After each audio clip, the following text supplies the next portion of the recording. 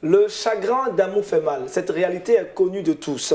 Les séparations et ruptures amoureuses brisent un nombre incalculable d'âmes. Plusieurs personnes en souffrent et poussent certaines personnes à aller jusqu'au suicide. Le chrétien a-t-il des armes pour éviter le chagrin d'amour? Le jeune chrétien, le chagrin d'amour, on en parle aujourd'hui dans Horizon Jeune. Merci à toutes d'être fidèles à cette émission.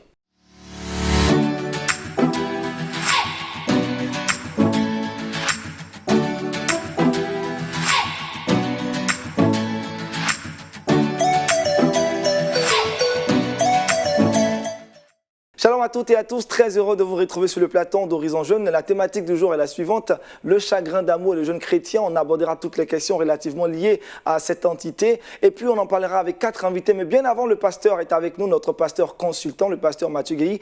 Pasteur, pour vous, quel est l'intérêt de traiter d'un tel sujet?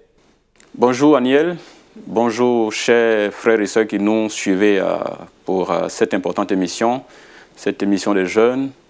Horizon Jeune qui aborde aujourd'hui donc un sujet aussi important, le chagrin d'amour. Je pense que ce sujet est un sujet d'actualité qui mérite d'être abordé. Nous sommes tous au courant, nous voyons bien entendu le dégât que constitue le chagrin d'amour dans beaucoup de vies et dans même des vies de couple. Et je pense que ce sujet mérite d'être abordé pour aider chacun de nous et les jeunes surtout à éviter ces chagrins, ou pouvoir seulement en réduire l'impact et même aussi la fréquence. Parce que quand il y en a trop régulièrement dans une vie, je pense que le désastre est assez grand. Et il faut aborder cette question qui est une question assez importante. Que Dieu bénisse dans cette émission et ce débat qui va être, à mon avis, très riche. Merci, pasteur. Sur ce plateau, nous, on est prêts à en débattre et à trouver certainement des solutions. J'ai à ma gauche Denise Ako, elle est étudiante. Shalom. Shalom. Merci d'être avec nous. C'est un plaisir encore d'être avec vous dans cette émission. Mademoiselle Sandrine Anzian, commerciale en assurance. Shalom. Shalom. Vous allez bien? Ça va, grâce à Dieu. Gloire à Jésus-Christ. Troisième invité, Serge Koukouyan. Il est médecin, mais aussi coach en développement personnel. Shalom. Shalom. Vous allez bien? Super bien. Merci d'être avec nous. Et puis enfin, notre dernier invité, c'est monsieur Serge Mbadjo Anoman. Il est ingénieur en génie civil. Shalom. Shalom. Vous allez bien? Très bien. Gloire à Jésus-Christ. Alors, on va commencer, chers messieurs et chères mesdames. Déjà, la première question, est-ce que parmi vous, quelqu'un a vécu une expérience de chagrin d'amour? Oui, moi j'en ai vécu. J'en ai vécu à plusieurs reprises, disons. Wow, donc vous êtes un expérimenté en diable. On va commencer par l'approche définitionnelle. Comment pourrait-on définir le groupe de mots chagrin d'amour? Mademoiselle Anzian. Alors, enfin, je pense que c'est ce que le dictionnaire même nous dit d'ailleurs. Voilà, c'est une grande peine, voilà, que l'on éprouve lorsque qu'une relation sentimentale, voilà, ne se termine pas ou ne s'établit pas. Donc, on souffre là dans le chagrin d'amour. Voilà. Notion de souffrance. Denise Ako, pour vous, c'est quoi le chagrin d'amour, votre définition à vous? Comme le dit le dictionnaire universel, le chagrin, c'est d'abord une peine morale qui est due à une cause précise. Et dans le cas express, la cause, c'est l'amour. L'amour, on doit comprendre par là que c'est une attirance affective et sexuelle qu'un individu a pour un autre. Donc, c'est dans ce sens-là qu'on peut parler de chagrin d'amour. D'accord. Serge? Alors, pour revenir un peu sur ce qu'elle disait, sur ce que Denise disait, il faut bien préciser que lorsqu'on parle de chagrin d'amour, on ne fait pas référence à n'importe quel type d'amour. C'est cela. Parce qu'il y a différents types d'amour. L'amour agapé, l'amour philéo, l'amour storgé, l'amour éros. Donc, dans ce cas d'espèce, nous faisons allusion à l'amour éros. Donc, il y a une douleur émotionnelle qui est rattachée à cette situation d'amour éros. Donc, amour entre deux personnes. Ce n'est pas l'amour amical, ce n'est pas l'amour familial, ce n'est pas l'amour de Dieu, non. oui, il faut le savoir. Et pour moi, en fait, ça survient lorsque la réalité est différente de nos attentes. C'est là qu'il y a un hic. Oui, c'est là qu'il y a un hic, en fait. Donc, je ne partage pas tout à fait la définition de Anzian qui parlait du terme de la relation. Parce qu'on peut très bien être dans une relation qui n'est pas encore arrivée à son terme et vivre un chagrin. Un chagrin. Donc dès le début, le chagrin peut déjà exister. Anoma? Ok, donc juste ajuster et dire que d'avoir un chagrin, c'est un adjectif qualificatif donc qui qualifie l'amour. Voilà, donc comme les autres l'ont défini, donc c'est une peine. Voilà, quand ce qu'on attend n'est pas faire ainsi, alors on peut tomber dans une situation qui nous est défavorable. On parlera dans le cadre de l'amour, du chagrin.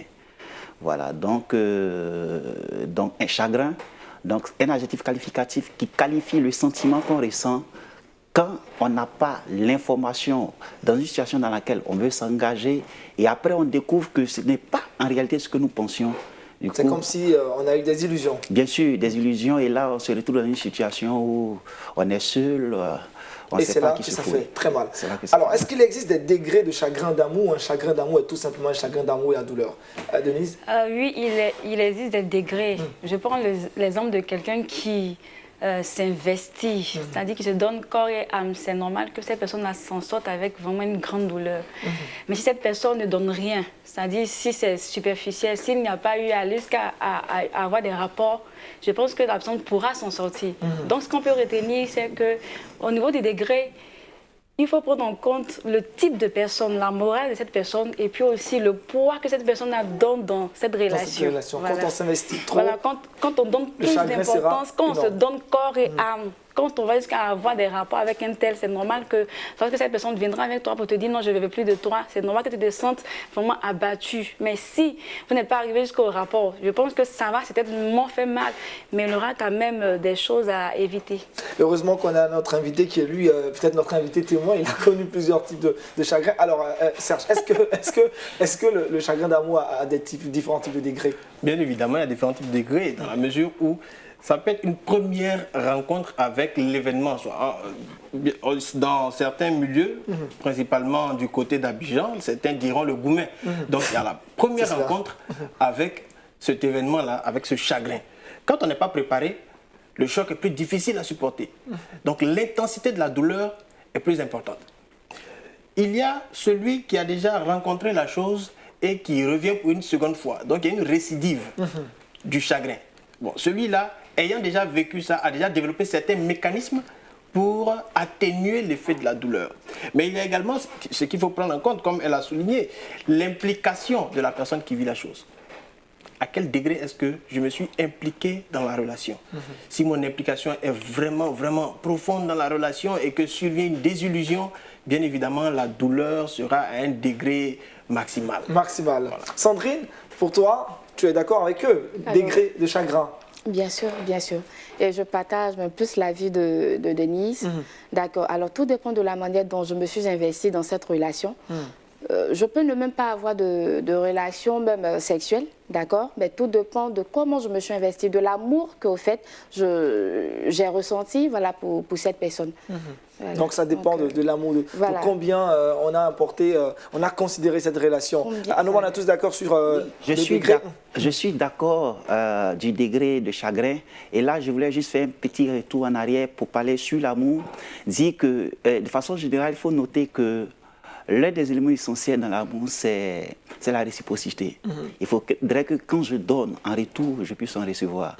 Et également, il y a ce qu'on pourrait appeler une forme d'attente, ou bien le souci de combler un besoin dans l'amour. Donc, tout le problème part de là. Quand je veux combler un besoin, et après je me rends compte que ce n'est pas ça. Quand je donne et qu'en retour, il n'y a pas, et qu'il n'y a pas de retour, le problème commence. Donc, la manière dont je me suis investi à donner de l'amour à quelqu'un. Et après, je me rends compte que ce n'est pas ça. Il n'y a pas de feedback, il n'y a pas de réciprocité. Il n'y a pas de truc. Donc, ça dépend de la manière dont on s'est investi, mais également la qualité de la personne qui nous met dans cette situation. Voilà, quelqu'un pour qui j'ai beaucoup de respect, quelqu'un que je respecte beaucoup, j'ai beaucoup d'estime, je ne jure que par lui. Et au dernier moment, je me rends compte que ce n'est pas ce que je pensais. Du coup, on peut se retrouver dans un degré vraiment élevé. Très élevé. Ça, on a compris, on est tous d'accord qu'il existe des degrés. Après les différentes approches définitionnelles, on va maintenant chercher, disons, les origines et les manifestations du chagrin d'amour. Alors Serge, quelles sont les causes d'un chagrin d'amour? Alors, je le disais dès le départ, lorsqu'il y a un déphasage entre les attentes qu'on a et la réalité qu'on rencontre sur le terrain, bien évidemment, on ressent une douleur. Quand deux personnes se mettent ensemble dans un projet de fonder un foyer plus tard, bien évidemment, il y a des attentes. On s'attend à ce que l'autre réagisse d'une certaine façon aux signaux d'amour que je lui envoie. Quand ces personnes-là ne réagissent pas de la même manière, ça crée des frictions. Alors, le décalage peut intervenir à différents niveaux. Peut-être déjà dans le manque de sincérité, quand on découvre le manque de véracité, qu'on découvre la duplicité, qu'on découvre l'infidélité et tout ce genre de facteurs qui auront tendance à avouer ou à rendre palpable le décalage entre nos attentes et ce que l'autre nous offre en réalité. Denise? Moi, je veux parler de départ qui englobe beaucoup de choses. Il a parlé tout à l'heure d'attente, mais je veux aussi voir comme on appelle le volet, comme on l'appelle des parents. On peut se mettre dans une relation avec quelqu'un et il peut arriver que les parents n'apprécient pas. Lorsque les parents n'apprécient pas, ça peut créer un chagrin d'amour. Mais aussi, nous avons la confiance. Nous avons aussi la confiance. Il peut arriver que cette personne, au fur et à mesure, n'ait plus confiance. Et il peut arriver aussi que tous ces projets que cette personne a promis n'arrivent pas à tenir ses projets, n'arrivent pas à tenir ses promesses. Donc, cela peut entraîner, comment on appelle ce chagrin. Mais il faut retenir qu'en somme, c'est un départ. C'est-à-dire que cette personne décide de quitter la personne avec qui il a décidé de vivre. Et cette personne veut certainement aller voir ailleurs. Parce que je dis que, bon, j'ai prévu faire quelque chose avec elle, mais je me rends compte que dehors, il y a quelqu'un qui peut m'aider à accomplir cette chose. Donc, il y a forcément un départ. Je pense que c'est la cause exacte même, le départ. Le départ, d'accord. Sandrine, Serge Aloma, d'autres raisons, Serge? Oui, je voulais juste ajouter l'absence de réciprocité qui est une cause majeure. Donc quand je donne de façon normale, il faudrait qu'en retour je puisse en recevoir. Également, je voulais ajouter l'excès peut-être de confiance, le fait d'aimer quelqu'un trop, d'avoir placé beaucoup de confiance. Pour vous, ça ne doit pas se faire, on doit aimer avec réserve, c'est ça? Oui, il faut aimer, mais tout en sachant que l'homme reste toujours l'homme. Celui qui est digne de confiance absolue, c'est Dieu. Nous sommes sûrs qu'en Dieu, on n'a pas droit on n'est pas découragé. Voilà. Donc, il faut aimer l'homme sans réserve, mais tout en... Il faut avoir l'idée que dans tous les cas, il reste l'homme, il est fait de chair. Et quand la chair prend le dessus, l'homme peut aller contre ce qu'il a dit. Pour vous, manque de réciprocité, voilà, l'une des raisons. Oui, manque de réciprocité, mais également l'excès. L'excès de confiance qu'on accorde à son partenaire. Sandrine? Moi, je parlerais plutôt de trop d'incompréhension. Voilà, je pense que dans une relation, si nous ne nous comprenons pas, il serait vraiment difficile même de nous accorder sur certains points. Et c'est vrai, l'amour est là, nous nous aimons et tout, mais trop d'incompréhension et tout pourrait nous emmener vraiment à tout arrêter et puis voilà. Et ça cause le chagrin d'amour. Alors je reviens vers toi, Serge Koukouyon. Comment reconnaître un chagrin d'amour dans la vie d'un frère ou d'une sœur? Est-ce qu'il y a des symptômes? Avant de revenir à cette question, je voudrais un peu rebondir sur ce qu'elle venait de dire, parlant d'incompréhension. Effectivement, c'est un facteur qui peut aboutir à une rupture, à des blessures, tout ça. Mais déjà, pour qu'on en arrive à ça, il faut comprendre qu'il y a deux personnes avec deux histoires, avec deux vécus qui entrent dans une relation. Donc, c'est deux histoires qui se rencontrent, deux histoires qui n'ont pas le même sens, qui n'ont pas la même signification pour les deux partenaires. Ne pas prendre conscience de cela, c'est déjà s'exposer à des douleurs, évidemment, puisqu'on a des attentes, nous, qu'on nourrit par rapport à ce qu'on a entendu, par rapport à ce qu'on a vécu par le passé. L'autre aussi vient dans la relation avec des choses qu'il a entendues ou qu'elle a entendues, où elle se dit que c'est comme ça devrait se passer. Et ça ne se passe pas comme ça. Il y a cette blessure qu'on a. Denise parlait de départ. Je ne suis pas toujours d'accord pour dire que ce n'est pas forcément un départ. On peut très bien être dans une relation. Il y a des couples mariés qui vivent le chagrin. Les gens sont dans la maison, mais l'homme est peiné ou la dame est peinée. Donc il y a cette douleur-là qui existe. Ce n'est pas nécessairement entre deux jeunes, bon, bien que des jeunes se marient aujourd'hui. Donc ce n'est pas nécessairement entre des gens qui commencent juste la relation et puis qui se séparent parce qu'ils sont allés voir ailleurs. Mais c'est souvent aussi le fait qu'il y a des attentes qu'on a quand on rentre dans la relation et on se rend compte que l'autre, par son attitude, ne s'améliore pas. Donc vous revenez toujours sur le décalage entre la réalité et les attentes. Voilà, ça ne change pas. Donc son attitude ne change pas et ça blesse. Et parce que ça blesse, la personne en face rentre dans une forme de chagrin qui ne dit pas son nom. D'accord, Denise, vous voulez réagir? Oui, quand je parle de départ, c'est vrai qu'il y a l'action de partir. Ben, j'ai pris un thème englobant pour dire que le départ, c'est lorsque tu vas sur une base et que cette base n'est pas respectée. C'est dans ce sens-là que j'interviens. Je parle de départ. D'accord, on comprend mieux le départ. Alors je reste toujours avec toi, Serge. Je parlais donc des signes cliniques. Est-ce qu'il y a des symptômes qui annoncent où déjà on peut reconnaître que ce monsieur ou cette dame est en train de vivre le chagrin d'amour? Alors il y a un thème qui est revenu dans toutes les définitions qu'on a données, ça se rapportait plus à la tristesse. À la tristesse. Donc déjà on peut voir dans l'attitude d'une personne qui n'est plus dans ses beaux jours, qui n'est plus tout à fait rayonnante comme on la voyait au départ, justement, on peut noter une forme de tristesse, de désintérêt, de déplaisir qui apparaît dans son attitude, dans sa manière de se comporter, le fait de se replier sur soi, de se mettre un peu à l'écart. Donc, il y a une modification du comportement qui peut nous dire « Ah, attention, cette personne-là est en train de vivre quelque chose d'inhabituel. Au départ, on ne pourra pas identifier si on n'a pas connaissance de sa relation. Parce que quand on est dans une relation et que tout le monde le sait, il y a une certaine joie qu'on a, voilà, parfois avec l'existence des réseaux sociaux, là. Et puis du coup, quand le chagrin survient, tout change. Ouais, tout change, effectivement. La tristesse ressentie. Et puis on peut se poser la question de savoir, est-ce que ce n'est pas en rapport avec un événement qui s'est passé du côté relationnel, justement. Donc, bien noté. Sandrine, c'est un événement annonciateur. Et vous, pour vous garder les mêmes je dirais, signes et symptômes Moi, je parler. Allez-y. Je pourrais me parler, c'est vrai, il a parlé de la tristesse, du repli et tout ça. Ça m'a fait peut-être un peu rire, mais le manque même d'appétit et tout. Voilà. Ouais. On arrive à la médecin. Oui, le manque même d'appétit, voilà, je peux ne pas avoir l'appétit et même le dégoût même pour la vie, ça arrive. Parce que là, je suis montré quelque chose de fort. D'accord. Aussi. On peut parler aussi de, comme on appelle, la réaction de la personne. La personne est sur la défensive. Tous les nerfs, au fait. Ça, c'est important. On peut reconnaître une personne qui est déceptive comme ça. Parce que quand tu lui demandes... La personne devient très colérique, très nerveuse. Oui, quand tu lui demandes quelque chose qui n'est même pas en rapport avec sa situation qu'il vit, la personne peut te dire des choses même qu'il ne pouvait pas te dire auparavant. Donc, il y a ça aussi qui est vraiment important. Cela montre que la personne souffre au-dedans. Voilà, c'est difficile. Donc, la personne parle sans réserve.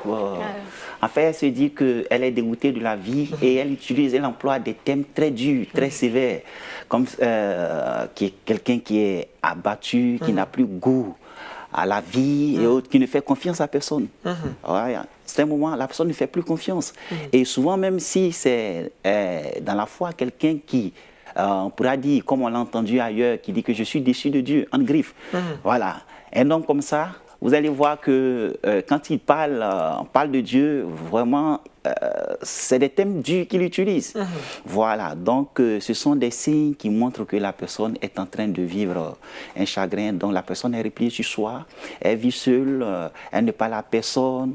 Et voilà. ça, ce sont les signes qui donc, montrent que le chagrin d'amour est vécu. Que... Alors, si on parle de signes, comment alors, je dirais, quelles sont les conséquences immédiates et lointaines d'un chagrin d'amour mal surmonté? Conséquences morales, physiques et spirituelles. Serge? Bien évidemment, moi je vais commencer déjà par les conséquences sur la santé.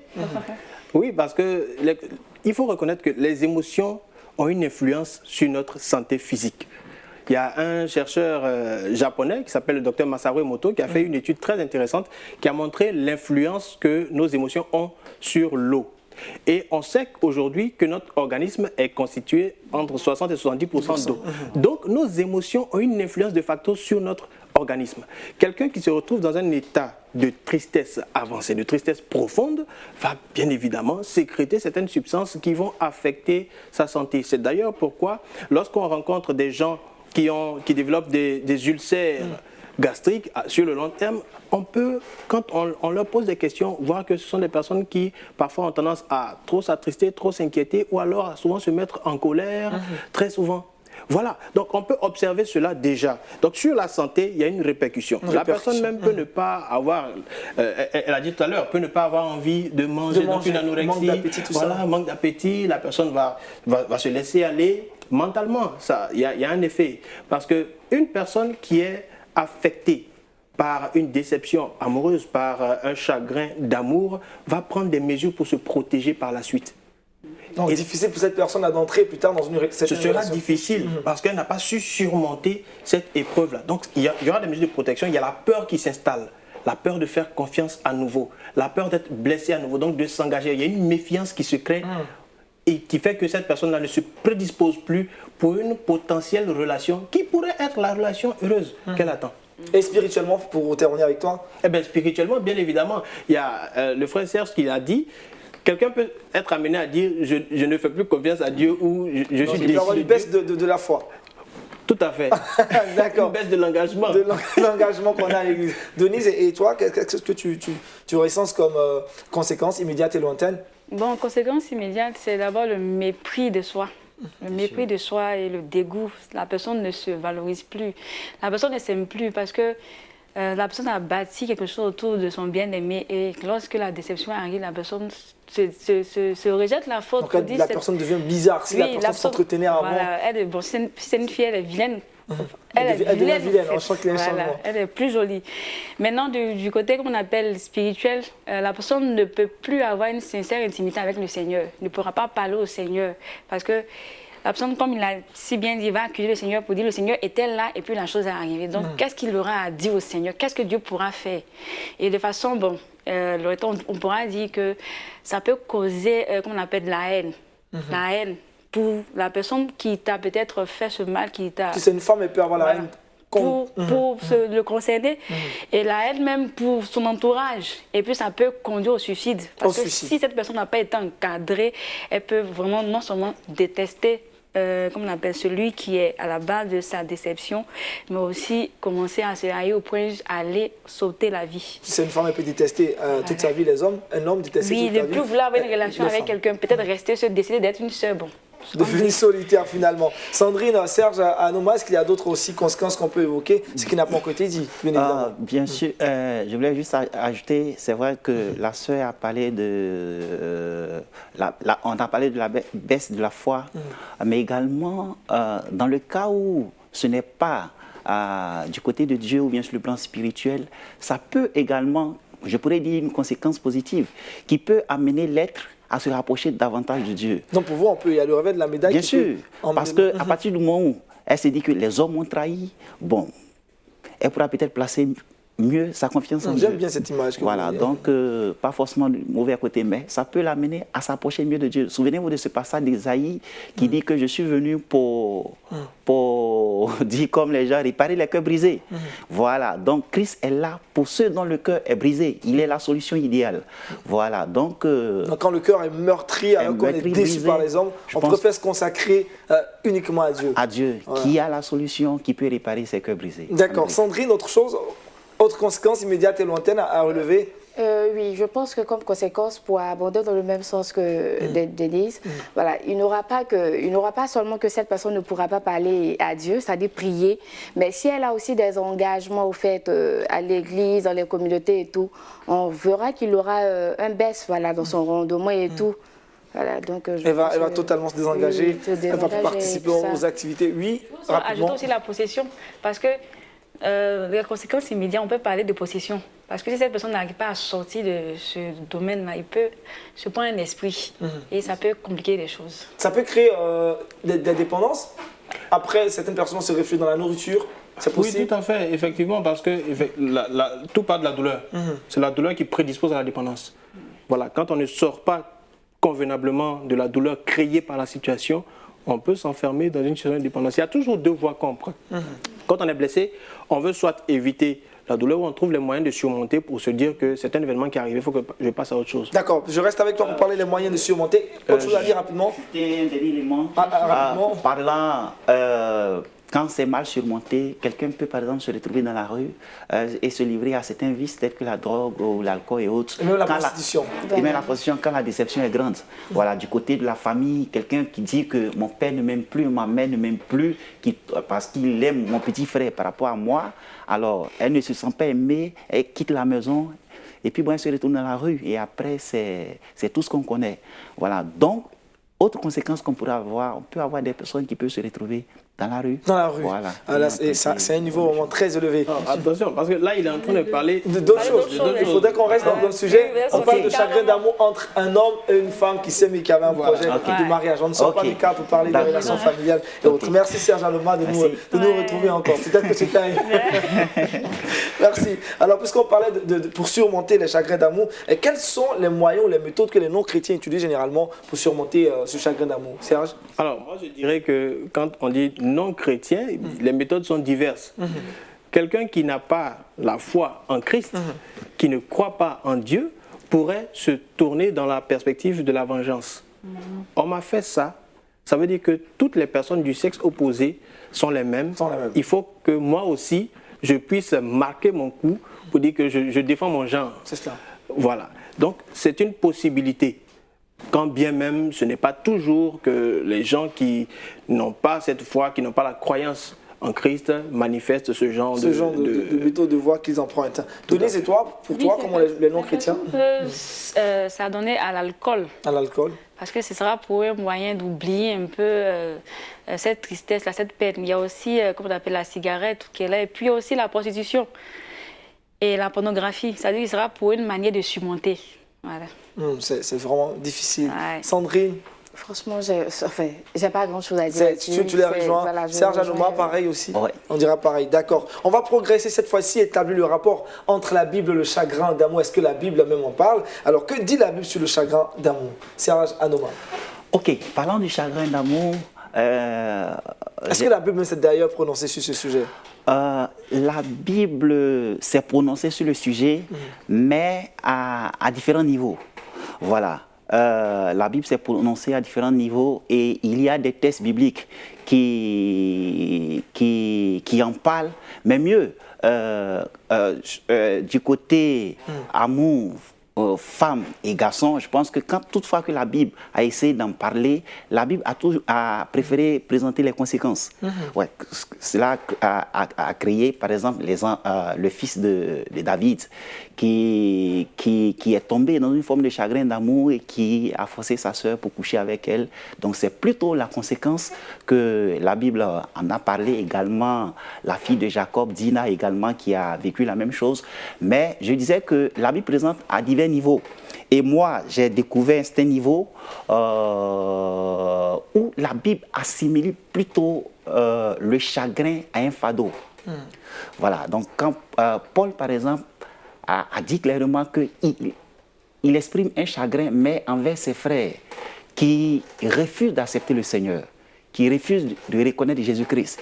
Donc, c'est un fardeau pour Paul. D'accord, ça c'est un fardeau pour Paul. Voilà. Dans la recherche. On va rester toujours dans le cadre. Oui. Avec Serge Anouma, on parle de relations entre hommes et femmes. Il ne faudrait pas sortir de ces cadres, Serge, parce qu'après on sait que tu veux nous envoyer dans les dimensions autres de ce sujet. Denise, on parle là de... Ok, je veux juste dire que quand on parcourt la Bible, nulle part la Bible mentionne cette histoire de chagrin d'amour. La Bible n'en parle pas en tant que telle. C'est vrai qu'il y a des cas isolés de personnes qui ont vécu, comment on appelle, ces histoires de chagrin d'amour. Mais il faut retenir que quand on parcourt la Bible, ce que la Bible nous enseigne, c'est l'amour de Dieu pour l'humanité.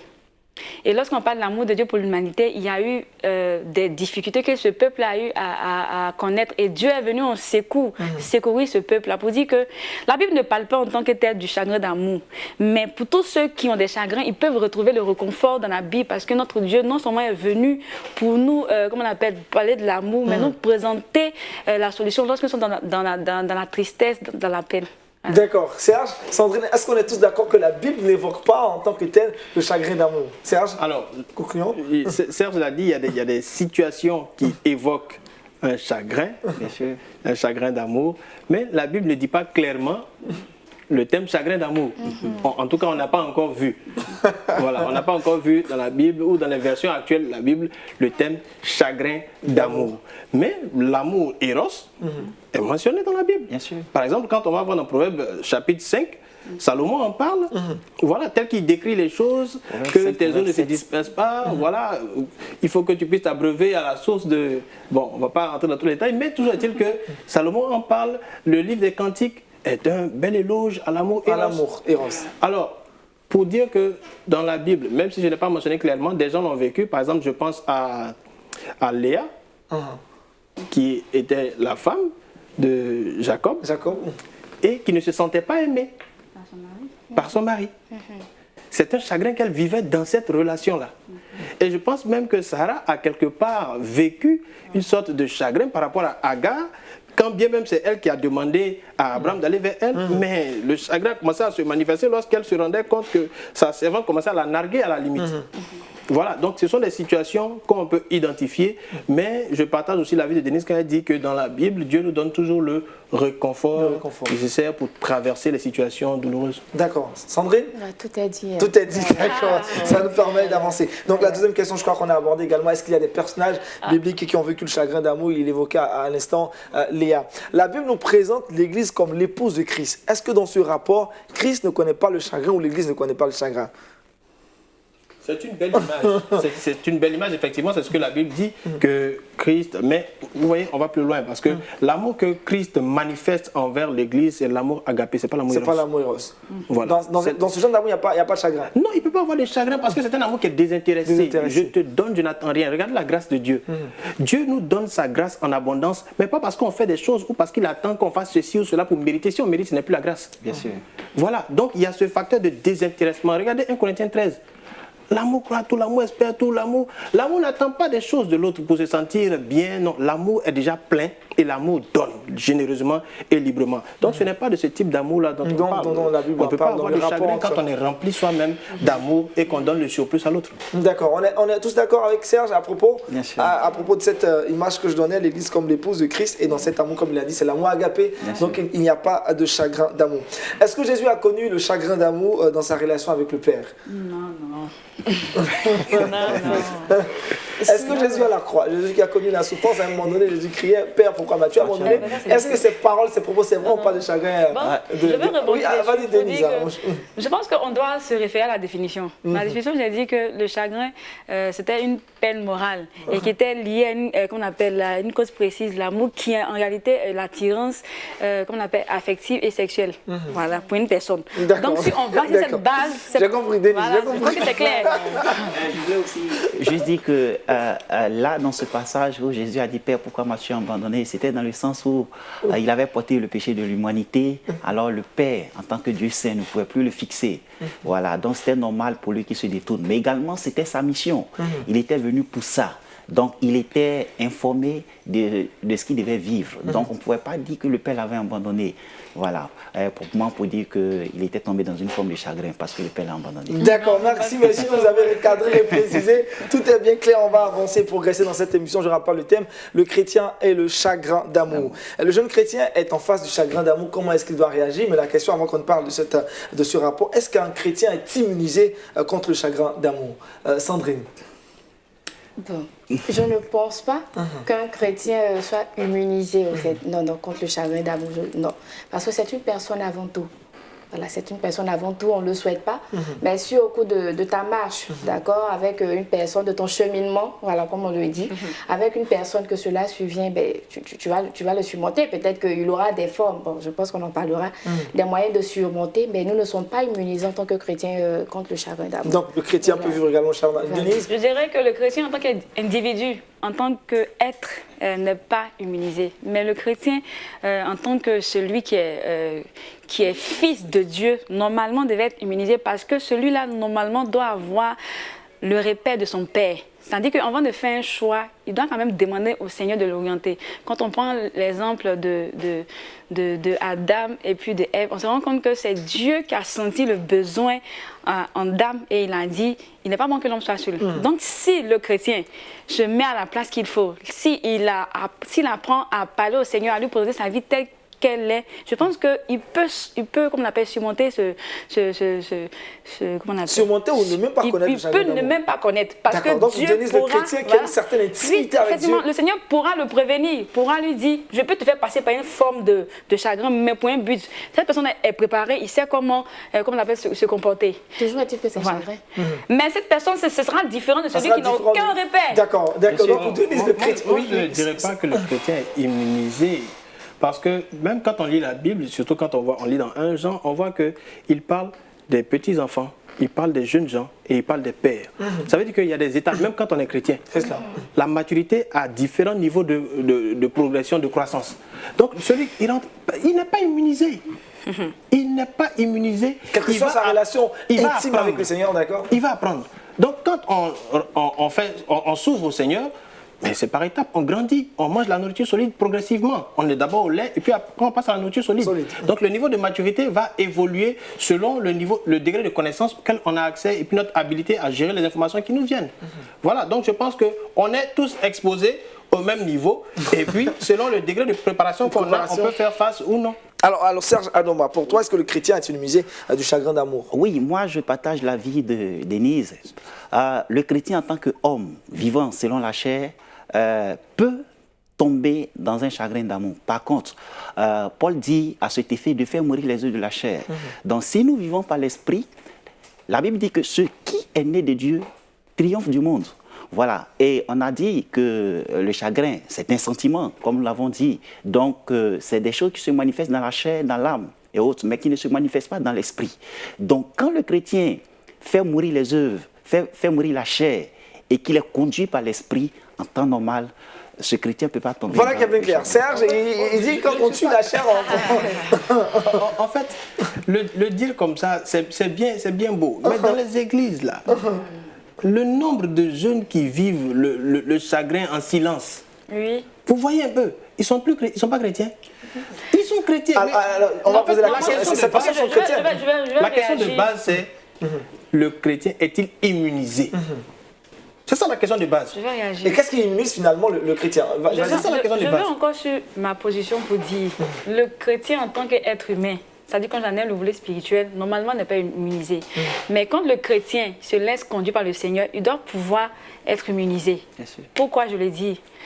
Il vient de dire tout à l'heure que dans les églises, il y a ce fléau-là qui vraiment est d'ampleur. Je Ça suis ronge l'église d'accord. dans le Oui. silence. Et les gens n'en parlent pas. Les gens préfèrent se baser sur d'autres éléments. Oh, ça tue, c'est vrai. Mais je veux dire que dans l'église, tout le monde vient. Il y a des personnes qui viennent à l'église qui ne sont pas chrétiens. Des personnes qui sont là, qui font comme les autres, mais qui n'ont aucune intimité, qui n'ont aucune foi. Eux, ils portent le nom des chrétiens. Ils ne sont pas convertis. Oui, Non, il y en a. ils ne Mais sont il y en pas a convertis. aussi qui sont Qui sont convertis. convertis, Ça. mais qui doivent, ce que je veux faire ressortir, c'est que lorsque nous dépendons du Seigneur, nous devons comprendre que le Seigneur peut nous faire passer par une situation. Je disais tout à l'heure qu'il peut te faire passer par une situation pareille. Mais tu ne peux pas qualifier ça de chagrin d'amour comme celui qui n'a aucun repère. Parce que toi, le Seigneur aura le temps de te prévenir Donc pour dire, je te finalement, fais passer la par douleur là. n'est pas pareille. Je te fais passer par là pour un enseignement, pour un but bien précis. Mais tu ne peux pas qualifier cela comme celui qui n'a aucun repère, qui n'a aucune intimité. Sandrine, qu'est-ce que vous en dites? En fait, je pense que, Denis, c'est un exemple que tu donnes parmi tant d'autres, d'accord? Celui qui a un repère, qui a été averti par le Seigneur, d'accord? Un chrétien. Ou bien c'est pas de cela. Elle dit que le chrétien qui est converti Je veux finalement. ajouter une Oui, exemple. intimité. Je vais prendre une image. Avec le L'intimité, Seigneur. qui se laisse, qui donne toute sa vie. C'est-à-dire que cette personne qui dit au Seigneur, je te donne ma vie, Ça, prends c'est quoi? C'est- Ça, prends je le l'ai- contrôle, gère tout. Cette personne ne pourra pas être... D'accord, on va prendre l'avis de Serge. On l'a Je pense que compris, au fait. c'est un progrès. En fait, C'est étape par étape. Donc, On n'arrive pas à ce niveau de donc consécration. le chrétien mature ne connaît pas de chagrin d'amour. Il ne peut pas Il connaître. peut ne pas connaître. Il peut ne pas Pour sa connaître. maturité. Pour son niveau de maturité, pour son niveau d'intimité, pour la qualité de la relation qu'il a avec Dieu, il peut ne pas connaître. Donc vous rejoignez Denise, mais En fait, à condition qu'il soit mature. je pense qu'on ne C'est se cela. comprend pas. En fait, ce que je dis, c'est que la question est précise. Le chrétien est-il immunisé? Le chrétien n'est pas immunisé. Maintenant, selon son niveau de maturité, il peut avoir des prédispositions qui peuvent lui éviter ce genre de situation. D'accord. Serge, à moi, tu rejoins maintenant Serge. Tu as finalement compris. oui, non, mais c'est ce qu'on essaie de dire depuis. On a dit le chrétien en tant qu'homme, animal vivant sur la chair, peut tomber dans le chagrin d'amour. Par contre, quand il est dominé par l'esprit, il fait mourir les œuvres de la Donc chair. les jeunes chrétiens à Il est l'église qui vivent et qui sont rongés par le chagrin d'amour n'ont pas atteint un certain niveau Bien dans sûr. la foi. Et Comment ça, je peux réaliste? donner un exemple. Jésus, l'histoire de la femme samaritaine avec Jésus sur le puits, je pense que ça traduit cela. La dame, elle a eu 5 maris et elle s'apprêtait à avoir un 6e. Ce sont des déceptions d'amour. Mais Jésus lui dit que Ou peut-être c'est son travail aussi, on sait pas. oui, Jésus lui dit, mais si tu bois de cette eau, tu auras toujours soif. Pour dire que si tu continues cette relation, Tu auras toujours des déceptions. Tu auras toujours des déceptions. Mais si tu bois l'eau que moi, Jésus, je te donne, tu n'auras jamais soif. Voilà qui est bien clair. Merci Serge. On a compris, je pense on s'est quand même rejoint sur le fait de la maturité. Un chrétien Bien qui est sûr. mature peut vraiment éviter le chagrin d'amour. Alors le jeune chrétien qui vit le chagrin d'amour, de quoi est-ce qu'il dispose pour pouvoir surmonter ce chagrin d'amour et en sortir grandir? Serge. Alors, je pense déjà qu'il dispose d'un appui en Dieu. Parce qu'on peut le voir dans le psaume 147 au verset 3, où il est dit que Dieu, il guérit ceux qui ont le cœur brisé, il pense leurs blessures. Voilà, donc il peut déjà prendre appui sur Dieu. Mais également, il y a ces dévanciers donc, sur lesquels il peut s'appuyer, donc des aînés, des gens qui sont déjà mariés, des couples qui lui semblent assez stables, hein, parce qu'il y a des couples où c'est le feu. Mais en apparence, on se tient la main, on vient à l'église le dimanche, bon, c'est pas évident. Mais toujours est-il qu'il a déjà la Bible, il a le Saint-Esprit. Le Saint-Esprit. Voilà, il a la possibilité d'avoir un canal direct pour s'adresser au Père. voilà, qui est à même de penser les blessures. Ça, on est dans le cadre vraiment chrétien, c'est son atout principal. D'accord. Sandrine, quand le jeune chrétien commence à vivre une situation un peu bizarre dans sa relation et le chagrin d'amour commence donc à naître, que doit-il faire dans ces premiers instants? Prier. Prier. Oui. En tant que chrétien, c'est de prier. Voilà, et si tu es cachotière comme moi, que tu ne peux pas exposer ton vécu à autrui, à qui est-ce que tu parleras au fait?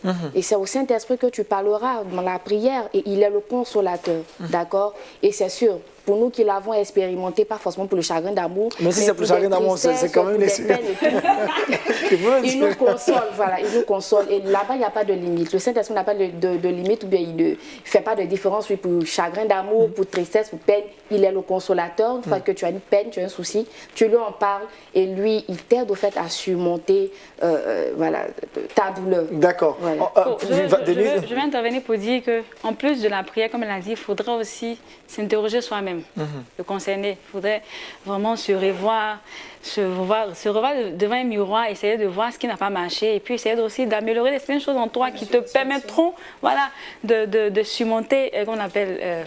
le chagrin d'amour, mais surtout de s'améliorer. Oui, de sortir et puis de sortir la tête haute. De la tête haute. Vas-y, Serge, oui, je voulais dire qu'il faut aimer le Seigneur. Voilà, il faut aimer Dieu. La Bible dit faire de l'éternel tes délices. Il faut aimer Dieu. La réalité, c'est que quand nous aimons quelque chose plus que Dieu, c'est là que nous avons tous ces déceptions. Voilà, donc faire de l'éternel tes délices, aimer Dieu. Quand tu aimes Dieu, quand tu es orienté par l'Esprit, l'Esprit est en toi, après tu ne fais pas attention à toutes ces choses.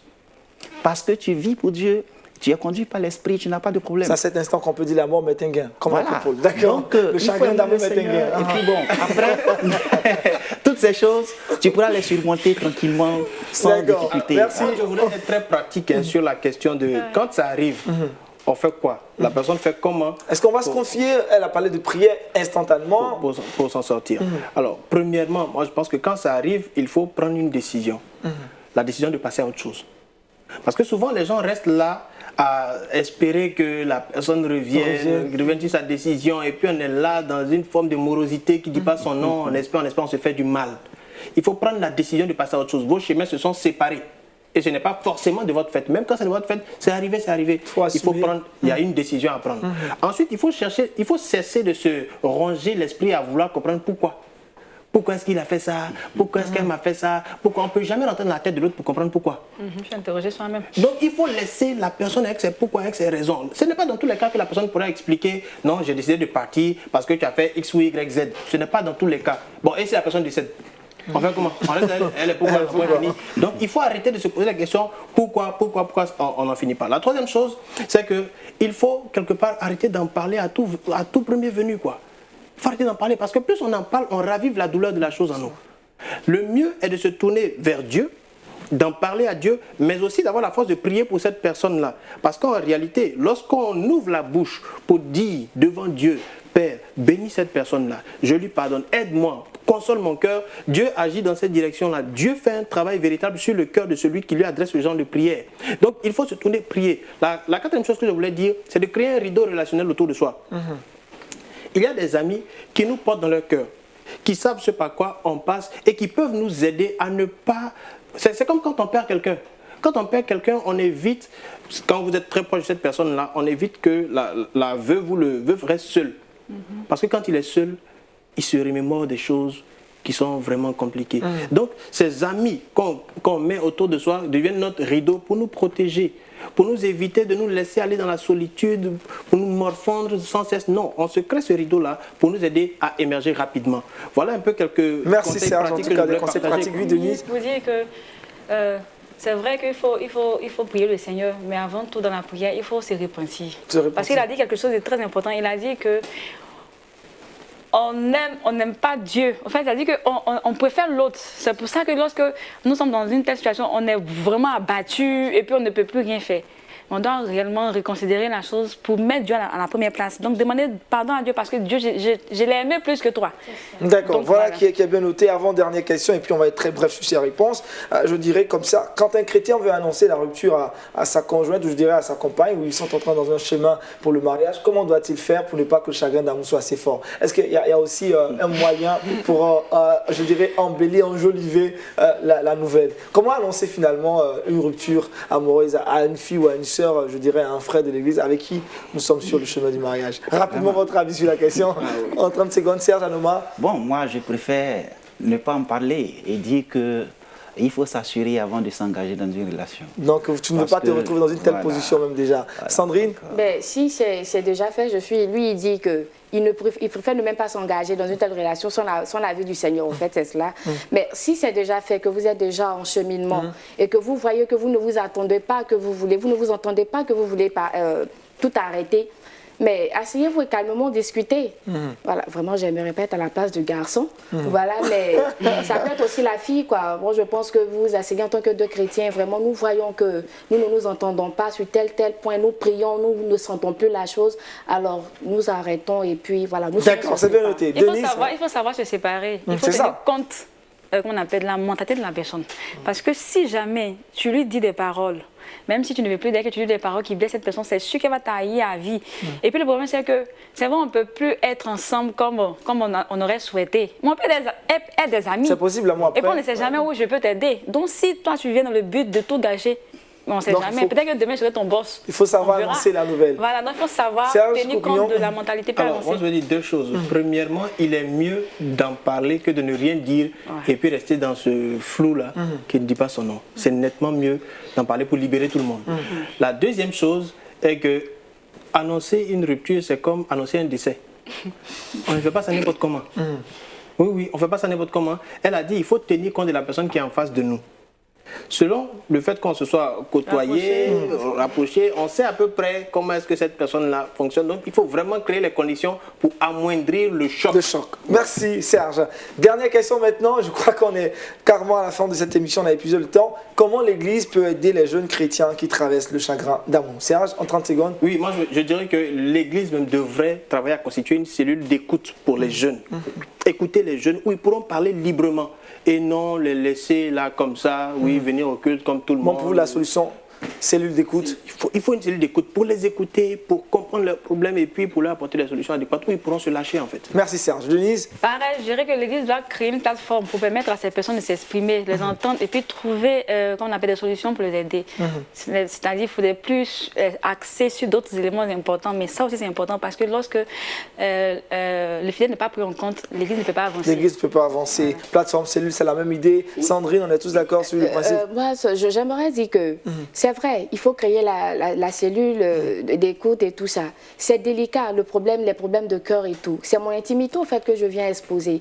Alors, d'abord, même avant de créer la cellule, il faudrait choisir des personnes à qui, au fait, on pourrait s'ouvrir facilement. Il y a des personnes à qui nous pouvons nous ouvrir facilement et partager, au fait. Des personnes qui côtoient beaucoup la jeunesse et tout, de sorte qu'il n'y a pas de tabou. Et je pense qu'ainsi, on pourra véritablement dire ce qu'on a sur le cœur pour qu'on puisse se faire aider. D'accord. Voilà. Allez-y, Serge. Il faudra former et enseigner. Et enseigner dit la réalité du mariage, dit la réalité des engagements. Parce que ce que les jeunes, beaucoup ne savent pas, c'est qu'on nous présente le mariage autrement.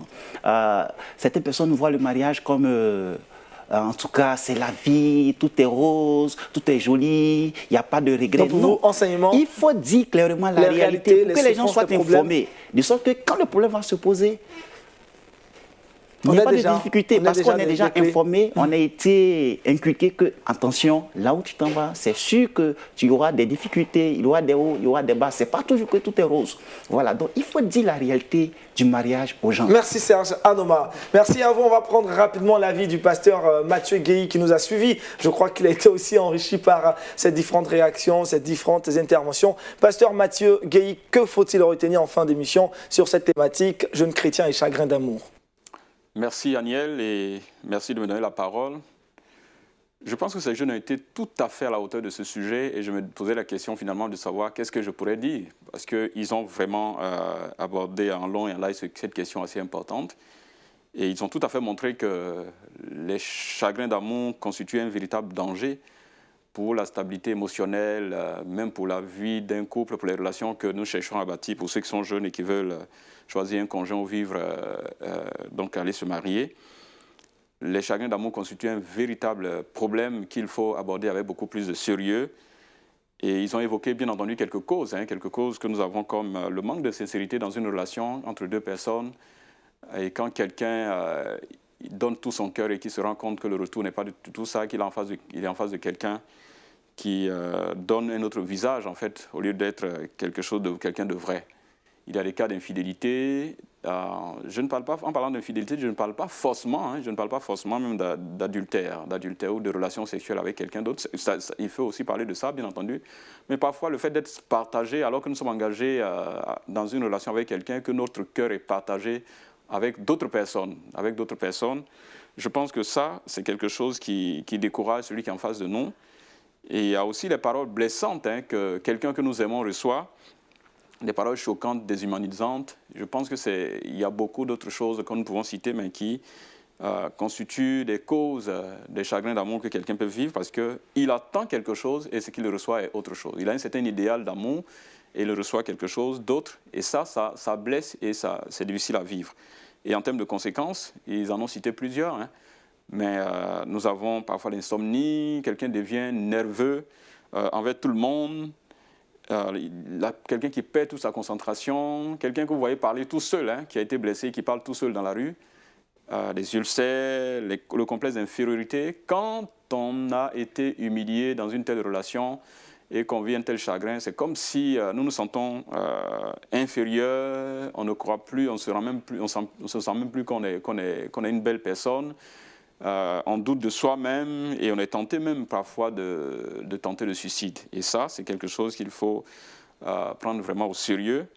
Et donc, vu les effets néfastes des chagrins d'amour, je pense que cela nous interpelle à être très au sérieux quant aux dispositions préalables que nous prenons pour nous engager dans une relation, quant aux critères que nous avons comme critères de choix d'un conjoint, mais aussi quant à la manière de vivre même notre vie de fiançailles. Je pense que malheureusement, quelquefois, quand des gens qui sont fiancés sont allés jusqu'au sexe et qu'il y a une rupture d'une telle relation, je pense que c'est très très difficile à vivre pour l'un comme pour l'autre, et particulièrement parfois pour les jeunes filles qui ont été victimes d'une telle situation.